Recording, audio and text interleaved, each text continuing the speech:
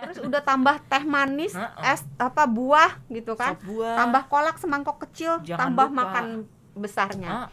Jangan langsung seperti itu, karena jangan lupa ada ibadahnya juga yang harus dilakukan. Sholat raweh gitu, bayangin kalau penuh perutnya terus disuruh ruku, waduh itu rasanya nggak enak banget. Begah gitu kan. Jadi Hai sahabat Sonora, kembali lagi di video terbaru Kamu Sehat barengan sama Fidel dan juga Dr. Santi dari Medical Center Kompas Gramedia. Hai dok. Hai Fidel, jumpa lagi bersama Diksan dan Doksan. Kita masih ngomongin seputar puasa ya dok, karena ini Iya. lagi di bulan suci Ramadan. Hari ini yang akan kita bahas adalah tentang sebenarnya bahaya nggak sih dok kalau misalnya orang-orang dengan penyakit atau gangguan di saluran pencernaan kayak MAH atau GERD itu ikutan berpuasa. Seberapa berbahaya kalau misalnya memang iya berbahaya gitu.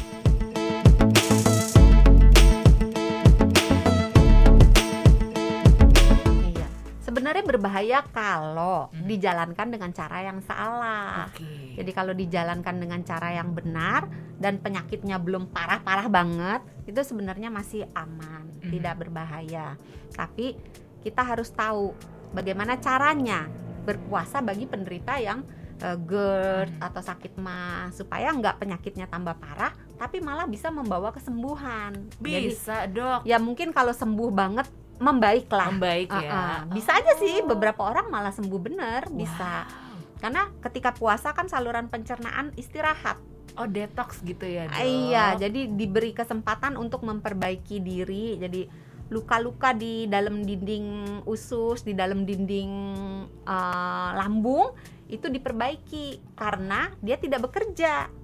Nganggur kan, nggak usah ngulek-ngulek makan gitu. Jadi dia mulai menyulam dinding-dinding yang ada sariawannya gitu yang rusak-rusak mulai diperbaiki. Gitu. Ternyata selain luka hati juga luka lambung dan luka usus diperbaiki gitu ya. Menarik. Berarti tapi kalau sebenarnya luka hati diperbaikinya agak susah ya. Tolong background musik galau. Musik galau. Raisa usai di sini. Iya. Yuk jangan galau, kita fokus ke pencernaan ya dok, ke ke lambung, ke usus tadi. Ternyata bukan berarti kalau misalnya puasa kan kita menahan lapar dan haus gitu ya dok. Iya. Telat makan lah istilahnya, berubah jadwal makannya. Itu bukan berarti jadinya berbahaya untuk MAH dan GERD tadi ya? Bisa diatur kok. Oh, wow. Aturable. Gimana cara aturnya dok? Nah, sebetulnya kuncinya adalah makanlah dengan jadwal yang teratur, dengan jenis yang benar dan jumlah yang benar. Oke, satu-satu nih. Jadwalnya, jangan pernah melewatkan waktu makan sahur, waktu berbuka, dan makan malam.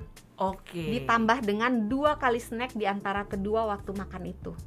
Kenapa dikasih snack? Karena pada penderita gangguan di saluran pencernaan seperti GERD atau sakit MAH, makan terlalu banyak nggak bisa. Karena selain membuat dia jadi rasa begah gitu, tapi juga membuat katupnya itu jadi agak longgar karena jumlah makanan yang isinya tiba-tiba banyak gitu. Maka harus dicicil makannya, nggak bisa dirapel. Jadi makan pagi tetap sebagai makan sahur, kemudian makan siangnya diganti menjadi waktu berbuka. Dan makan malamnya tetap makan malam. Nah, karena sedikit-sedikit porsinya, maka di tengah-tengahnya disisipin 2 kali snack. Oh, jadi sebenarnya sama aja ya, kayak biasa, cuman jamnya aja yang berubah. Nah, itu kan jadwalnya. Jumlah, jangan langsung makan dalam jumlah besar sepiring penuh munjung. Lapar banget gitu. Iya, terus udah tambah teh manis, es buah gitu kan. Tambah kolak semangkok kecil, tambah makan besarnya. Jangan langsung seperti itu, karena jangan lupa ada ibadahnya juga yang harus dilakukan. Sholat raweh gitu, bayangin kalau penuh perutnya terus disuruh ruku, waduh itu rasanya nggak enak banget. Begah gitu kan. Jadi makannya dikit-dikit aja, dibagi dalam berapa kali makan? 3 tambah 2, 5 kali makan. Oke. Jumlah udah, jadwal udah, jenisnya kalau untuk makanan, makanlah makanan yang tidak terlalu pedas, asam, berminyak. Karena 3 ini membuat perut tidak enak. Untuk minumnya, kurangi minuman yang bersoda, dan kafein yang mengandung kafein kayak kopi dan teh.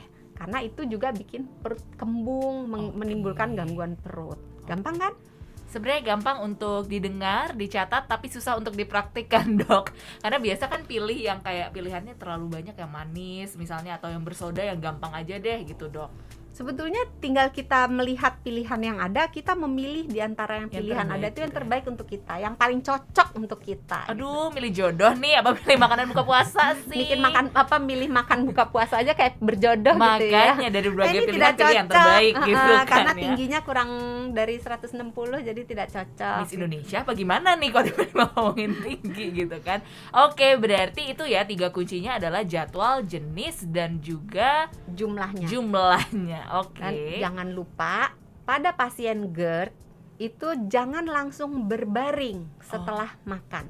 Karena naik nanti ya, Dok. Karena naik. Oke. Jadi kalau misalnya aduh dokter ngantuk banget gak tahan gitu. Ya udah, ketika mau berbaring ganjal kira-kira 15 cm. Jadi kepala harus lebih tinggi daripada perut 15 cm. Jadi tidurnya jangan bantal yang tipis atau tanpa bantal tapi diganjal.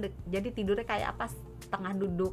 Oh ya, kayak ranjang-ranjang rumah Kepalanya sakit lebih tinggi gitu ya. Iya, kepalanya lebih tinggi supaya makanannya itu nggak mendesak ke atas. Karena kalau dia berbaring gini, secara gravitasi makanan itu kan bentuknya kalau di lambung udah campur aduk tuh ya. Jadi dia akan bergerak ke arah yang lebih rendah. Nah kalau misalnya dia baring begini, dia kayak apa ya, melebar gitu. Ke atas gitu ya. Akibatnya dia akan mendesak katup yang di atas. Begitu dinaikkan, maka makanannya berkumpul ke bawah, jadi dia tidak naik ke atas. Oke, dicatat tipsnya. Ada tips tambahan lagi nggak nih, Dok? Kalau makan pelan-pelan. Oke, jangan buru-buru, jangan kayak dikejar gitu kan. Nanya dong kenapa? Harus banget, padahal bisa dijawab sendiri. Kenapa, Dok? Iya gitu dong nanya. Karena Harus. makan terburu-buru itu banyak udara yang masuk. Oke. Kalau udaranya banyak masuk, lambungnya penuh dengan udara. Jadinya kembung. Oke. Jadi makan mesti pelan-pelan. Terus kalau mau minum jangan gaya-gayaan pakai sedotan. Oh, selain lebih ramah lingkungan ya. Selain sedotan ramah lingkungan plastik, gitu kan, tapi juga minum dengan sedotan memasukkan banyak udara. Jadi minum aja diglek gitu. Iya. Ya, jadi makan jangan buru-buru, jangan sambil ngobrol juga. Karena makan sambil ngobrol anginnya masuknya banyak, udaranya masuknya banyak. Bikin kembung. Jadi makan pelan-pelan. Jangan sambil ngobrol, fokus dinikmati makanannya. Minumnya jangan pakai sedotan. Oke, itu sebenarnya tips-tips kecil tapi penting ya, Dok, untuk Anda penderita GERD maupun MAH ya. Baiklah, semoga bisa membaik GERD dan MAH-nya. Tadi kata Doksan kan di puasa bisa ya, Dok, sebenarnya? Iya. Oke, asal Tapi ya pilih juga jenis makanannya, juga jangan yang pedes-pedes. Terus jangan yang mengandung gas ya. Satu lagi tipsnya. Apa tuh? Pilih makanan yang tidak mengandung gas. Makanan yang mengandung gas itu seperti brokoli, kol, kembang kol, bawang-bawangan, kacang-kacangan itu tinggi gas. Termasuk soda juga itu tinggi gas. Nah itu bikin perut nggak enak. Ada lagi, Dok, kalau tadi yang nggak boleh, yang dianjurkan tuh apa, Dok? Makanannya? Sebetulnya makanan yang mengandung prebiotik dan probiotik itu membantu proses pencernaan. Jadi kalau prebiotik itu banyak di sayur dan buah. Kalau probiotik itu macam-macam. Masih ingat? Aduh, ini yang fermentasi ya. Iya. Jadi tempe. Kalau kimchi kan pedas, jangan ya. Jangan. Jadi mungkin pakai keju, pakai sup miso gitu ya. Banyak makanan-makanan yang mengandung probiotik. Oke. Yang merokok gimana nih, Dok? Nah, ini penting nih. Satu lagi tips untuk penderita gangguan di saluran pencernaan yang merokok memperburuk kondisi gangguan di saluran pencernaannya. Karena aktivitas merokok kan nyedot.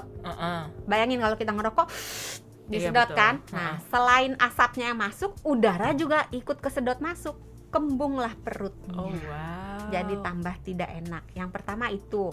Yang kedua, racun di dalam rokok itu membuat katup yang menghubungkan antara pipa saluran makan antara mulut ke lambung dengan lambung, itu katupnya jadi agak longgar. Oke.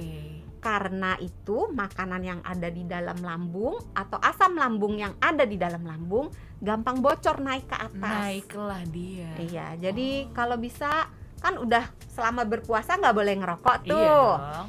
Nah, sesudah berpuasa dilanjutin aja, kan tinggal dikit lagi sebelum tidur. Tanggung ya dok. Tanggung, kalau bisa dilanjutkan aja tidak merokok selama sebulan penuh. Habis Kalau itu bisa siapa seumur tahu hidup. Iya, karena udah sebulan kan, udah berhasil. detox kan, nikotinnya segala macem udah berhasil, mudah-mudahan bisa selamanya berhenti merokok. Nah, ini Selain sehat, momen. murah. Itu dia, momennya pas banget buat Anda sahabat Sonora yang merokok, kemudian juga ada gangguan GERD atau mungkin MAH, diberhentikan selama bulan puasa, siapa tahu bisa Iya. berlanjut terus-menerus ya. Terima kasih banyak Dok San, Sama-sama. tipsnya lengkap. Jangan lupa sehat itu mudah, sehat itu murah. Jangan lupa juga buat Anda sahabat Sonora, tonton video-video Kamu Sehat lainnya di YouTube channel Sonora FM. Dan yang mau dengerin versi podcast, ada di Google Podcast, Apple Podcast, dan juga Spotify. Kita ketemu lagi di acara berikutnya. Bye. Dah.